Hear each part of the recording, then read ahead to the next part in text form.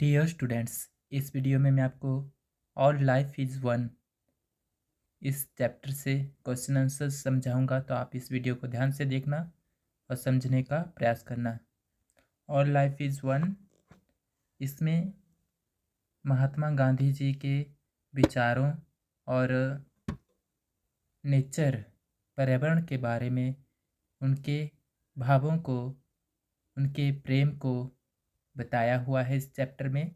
तो उसी के बारे में इस चैप्टर के क्वेश्चन आंसर हम जानेंगे। तो चलिए वीडियो शुरू करते हैं।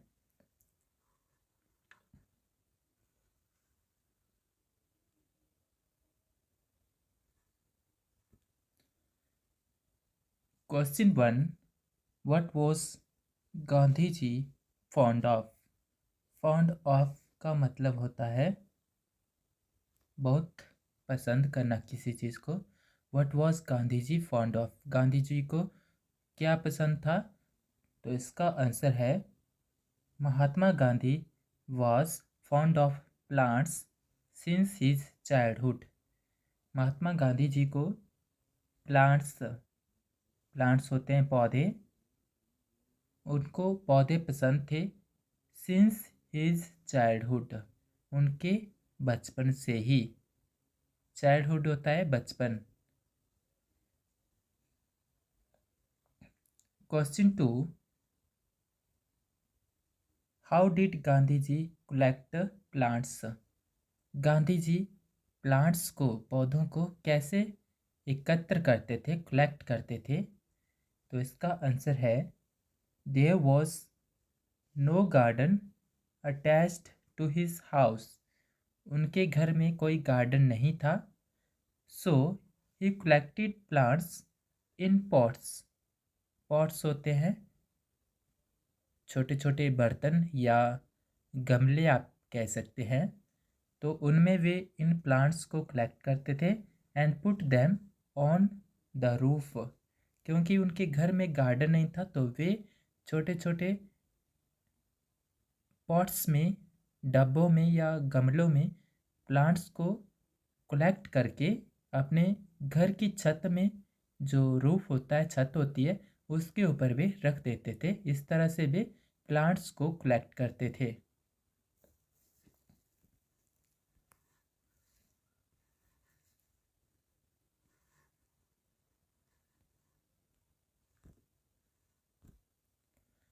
Question 3, where did he put them.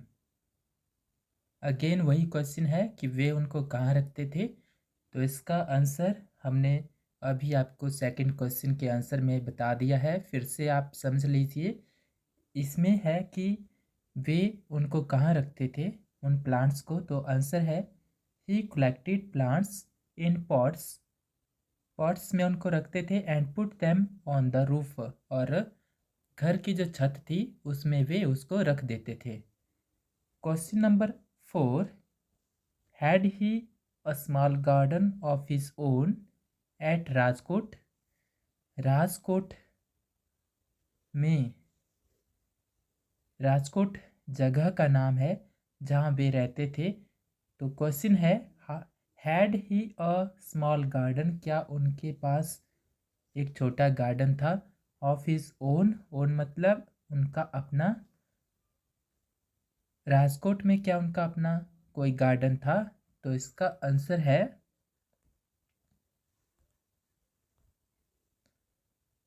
When the family moved to Rajkot. जब उनका परिवार राजकोट को गया, he had a small garden of his own. तब उनके पास एक छोटा सा गार्डन था जो उनका अपना गार्डन था। Question number 5, where from did he bring saplings of plants in his garden.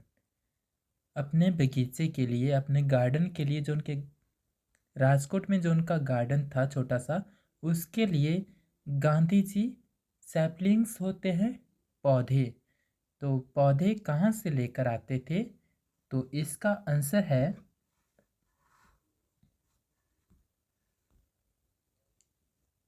He washed his clothes at the tank. वह कोई टैंक था, वहाँ पर अपने कपड़ों को वो वॉश करते थे, धोते थे। ऑन हिज वे बैक, वह रास्ते में जब वापस आते थे, he always took a few saplings to plant in his garden.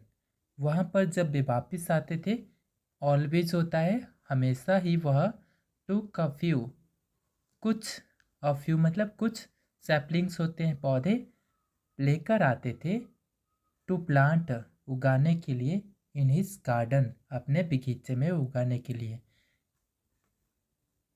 Question number 6, what did Mirabehn ask a volunteer to fetch. Mirabehn स्वयंसेवक, स्वयंसेवक होते हैं जो अपनी इच्छा से किसी की सेवा करना चाहे, ऐसे लोग। तो मीराबेन जो थी वह किसको क्या लाने के लिए कहती थी? स्वयंसेवकों को। फैच होता है लेकर आना। और इस तरह से क्वेश्चन है कि मीराबेन स्वयंसेवकों से क्या लेकर आने को कहती थी। तो इसका आंसर है मीराबेन आस्क्ड एंड आश्रम वॉलेंटियर, आश्रम में जो सेवक स्वयंसेवक होते हैं उनसे कहती थी, टू फैच लेकर आने को, हर उसके लिए, अ फ्यू बबुल लीव्स, बबुल के पेड़ के पत्तों को लाने के लिए वो कहती थी। लीव्स होते हैं पत्ते।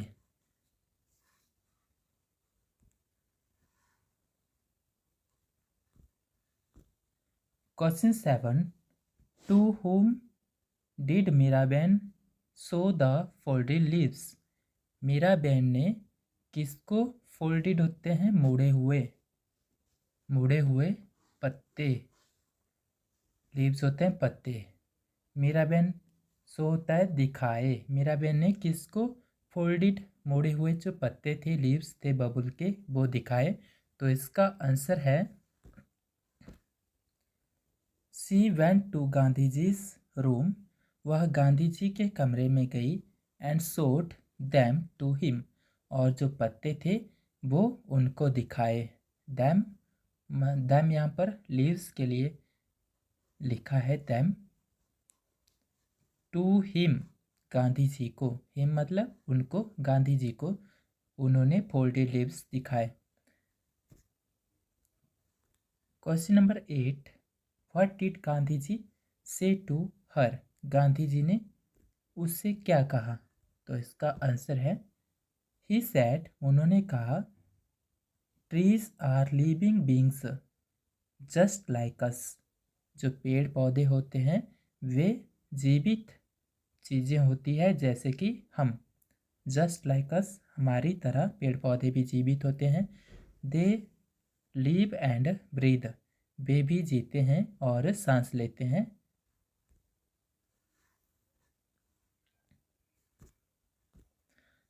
How did Miraben feel at his words. मीराबेन को उनके शब्दों से कैसा महसूस हुआ? तो आंसर है Mirabehn nodded at his words, Mirabehn ने, नोडिड होता है गर्दन को हिलाया। सी रिमेंबर्ड, उसको याद आया, Gandhi ji speak against the practice, Gandhi ji इस बात को, इस प्रचलन को या प्रैक्टिस यानी कि प्रथा को, इस व्यवहार को, अगेंस्ट, अगेंस्ट होता है विरुद्ध में, हमेशा बोलते रहते हैं कि पेड़ पौधों को नुकसान नहीं पहुंचाना चाहिए, वे भी जीवित होते हैं हमारी तरह। तो इस तरह से उसको गांधी जी के कुछ शब्द याद आए। Question 10, is there a living bond. क्या लिविंग बॉन्ड होता है घनिष्ठ संबंध, बिटवीन आवरसेल्व्स एंड नेचर, क्या हमारे और नेचर प्रकृति में कोई घनिष्ठ संबंध है? तो आपने आंसर में लिखना है yes, there is a living bond between ourselves and nature, हमारे और प्रकृति में घनिष्ठ संबंध है।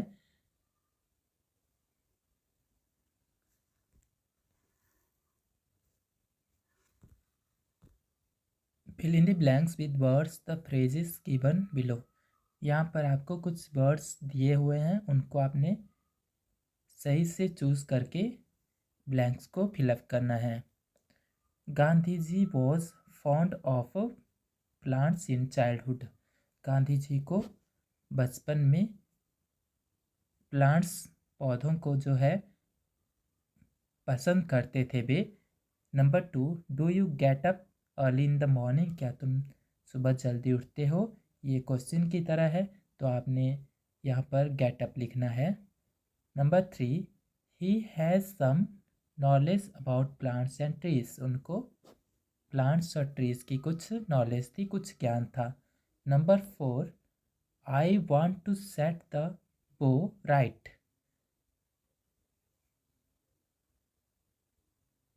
Number 5, fetch me a few leaves of the bubble tree. Number 6, he broke off a whole branch from the tree. यहाँ पर broke off लिखना है आपको। Number 7, the tiny leaves have curled up in a shape. curled up मतलब मुड़े हुए या curled. जो लीव्स जब सूख जाते हैं तो वो कर्ल्ड हो जाते, मुड़ जाते हैं। Number 8, trees feed and drink as we do. पेड़ पौधे ड्रिंक करते हैं यानी कि पानी पीते हैं, एज वी डू, और उनका जो भोजन होता है वे स्वयं बनाते हैं। वे भी इंसानों की तरह फीड करते हैं, खाते हैं और पानी को पीते हैं। Number 9, make me a garland of flowers. Garland होता है हार, ऑफ फ्लावर्स फूलों के हार को गार्लैंड बोलते हैं। Number 10, don't pluck leaves and flowers after the sunset. Sunset के बाद, सूर्यास्त के बाद फूलों और पत्तों को नहीं, प्लक मतलब तोड़ना चाहिए।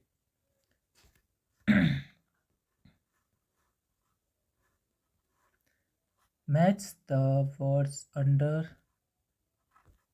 Column A with their opposites in column B.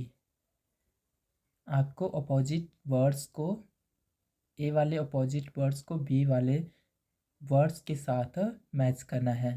Small का अपोजिट होता है बिग, बैक का होता है फ्रंट, ऑलवेज का होता है नेवर, लिटल का होता है मच, रिमेंबर का होता है फॉरगेट, और लो का होता है हाई। स्मॉल का मतलब होता है छोटा, बिग का मतलब होता है बड़ा, बैक मतलब बैक पीछे, और फ्रंट मतलब आगे। ऑलवेज हमेशा, नेवर कभी नहीं, लिटल थोड़ा, और मच ज़्यादा।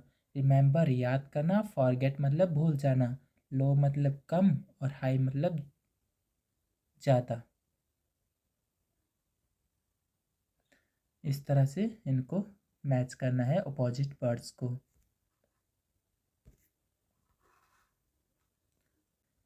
Learn verb forms. यहाँ पर वर्ब्स की कुछ फॉर्म्स हैं जो आपको लर्न करनी है। प्रेजेंट, पास्ट, पास्ट पार्टिसिपल और आईएनजी फॉर्म। आपको 3 फॉर्म्स ऑफ वर्ब्स भी पूछी जाती है। ये आईएनजी वाली जो फॉर्म है इसमें आईएनजी फर्स्ट फॉर्म में ऐड करके बनाया जाता है। तो चलिए देखते हैं। Attach, attached, attached. Move, moved, moved. Wash, washed, washed. Pick, picked, picked. Speak, spoke, spoken. Break, broke, broken.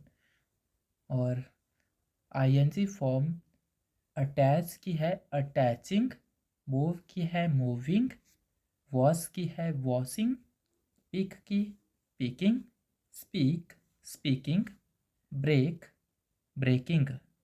यानी कि आपको जो फर्स्ट फॉर्म है इसी में आईएनजी ऐड करके आईएनजी वाली फॉर्म को बनाना है।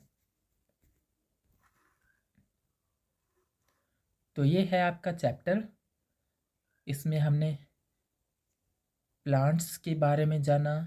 महात्मा गांधी जी को प्लांट्स जो है वो पसंद थे, और इस तरह से आपका चैप्टर जो है कंप्लीट होता है।